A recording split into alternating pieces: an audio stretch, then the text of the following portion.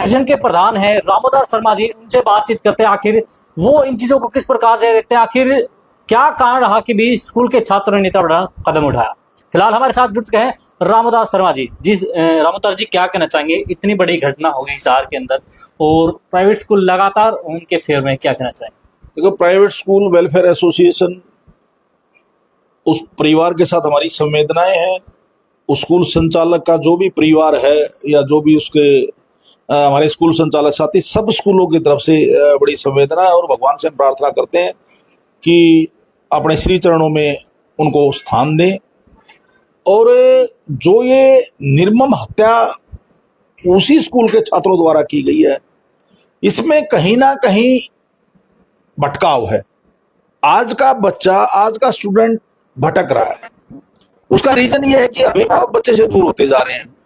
मैं बार बार, हमारी एसोसिएशन का प्रयास रहता है, हम ये कहते हैं कि बच्चे को समय दे अभिभावक। ये 12-13 साल से लेके 17-18 साल तक, 6ठी-7वीं कक्षा से लेके 12वीं तक के बच्चे की ये जो समय होता है, ये उसकी दिशा तय करता है कि बच्चा किस दिशा में जाएगा। तो अभिभावक आजकल देख रहे कि कामकाजी हैं, उनको समय ही नहीं है।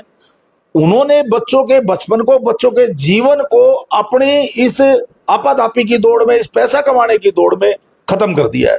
उनको ये नहीं पता आपका बच्चा क्या कर रहा है, आपका बच्चा कहाँ जा रहा है, किसके साथ बैठ रहा है, उसकी संगति क्या है, क्योंकि पेरेंट्स के पास समय नहीं है। हम देखते हैं कि हमारी जब टीचर पेरेंट्स मीटिंग होती है तो हम पेरेंट्स को बुलाते हैं, पेरेंट्स आते नहीं है। बच्चे का हमें पता होना चाहिए कि हमारा बच्चा क्या कर रहा है।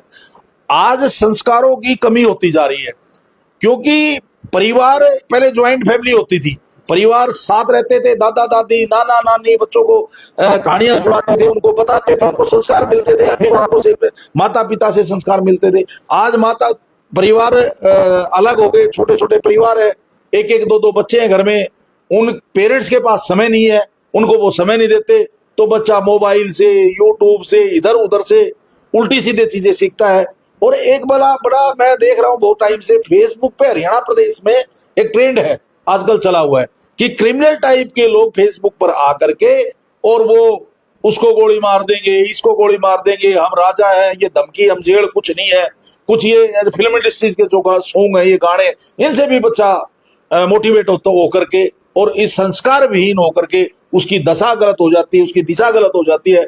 और इस प्रकार की चीजों को जल्दी बच्चा कैच करता है, बुरी चीज को बहुत जल्दी कैच कर लेता है, क्योंकि वो बच्चे का मन होता है उस टाइम पे, उसको बड़े बड़े सपने देख रहा होता है। तो उसको ठीक अगर मोटिवेशन मिल जाए तो बच्चा तरक्की करे, प्रोग्रेस करे, लाइफ बढ़ाए अपनी।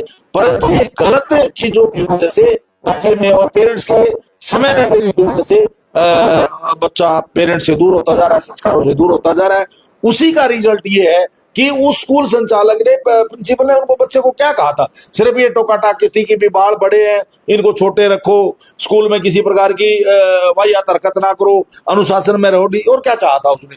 और उसी चीज को उन्होंने ईगो बढ़ा के अपना उसको उसकी हत्या के रूप में उसका रिजल्ट उन्होंने दिया। क्या आप मानते हैं सोशल मीडिया जो है आज जो बच्चे हैं, पढ़ने वाले बच्चे, उनके लिए एक श्राप है?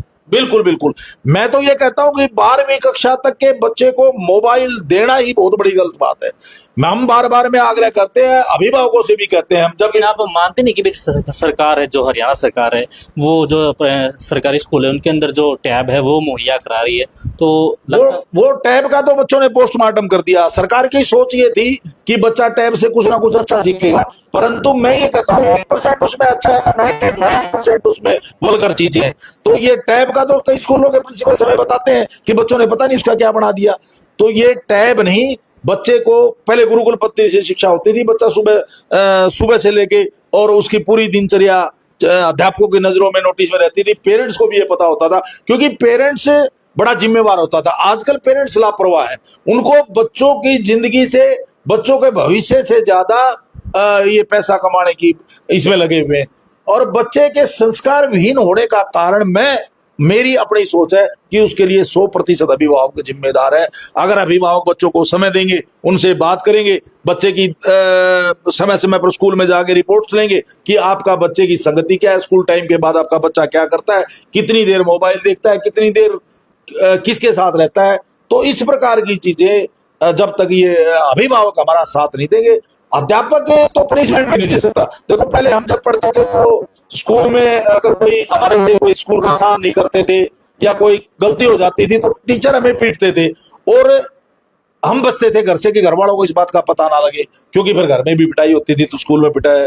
परंतु आज हम सरकार ने हमारे हाथ बांध दिए, कानून ने हमारे हाथ बांध दिए। हम बच्चे को धमका नहीं सकते, हम बच्चे को डरा नहीं सकते, हम बच्चे को कोई पनिशमेंट नहीं दे सकते, बच्चे को हम तू भी नहीं कह सकते, क्योंकि अभिभावक आके खड़ा हो जाता है कि आपने हमारे बच्चे को। पहले अभिभावक टीचरों के साथ था, पहले बच्चे की नहीं सुनी जाती थी।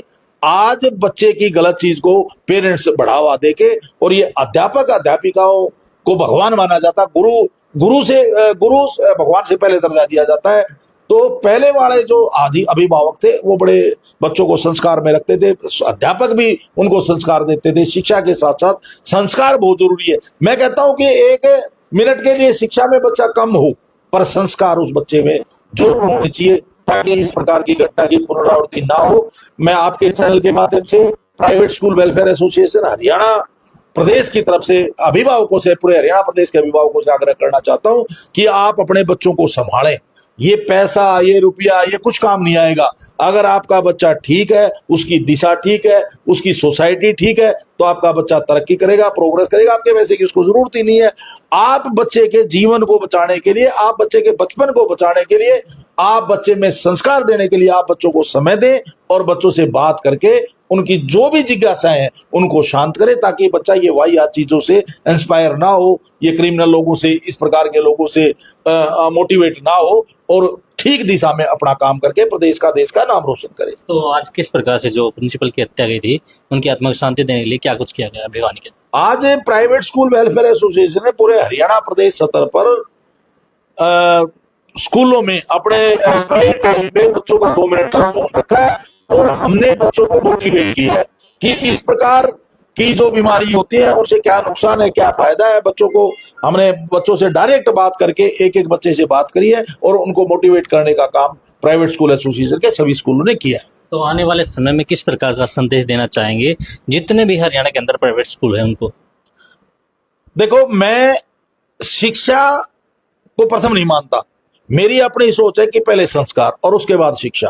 संस्कार है तो शिक्षा भी अच्छी होगी, और संस्कार नहीं है तो हम कितने ही बड़े स्कूल में, कितने ही नामी ग्रामी स्कूल में, कितने ही अच्छे स्कूल में, सीबीएसई का किसी भी बोर्ड के स्कूल में आप बच्चे को पढ़ा लो, अगर संस्कार नहीं है तो कुछ भी नहीं है, उसकी शिक्षा फेल। अगर संस्कार नहीं है तो अपने बच्चों को संस्कार में वातावरण दें, घर में, परिवार में, विद्यालय में, और अभिभावक भी इस बात का विशेष ध्यान रखे कि अपने बच्चे का, ये 6ठी से लेके 12वीं तक की एज का जो बच्चा है उसकी विशेष आप नजर रखें, उसकी उसकी जिज्ञासा को साथ करें, स्कूल में सदस्य अपने बच्चों का पता करते रहें, तो अभिभावक आगे आए और स्कूलों का सहयोग करें, चाहे स्कूल सरकारी स्कूल का है, चाहे बच्चा प्राइवेट स्कूल का है।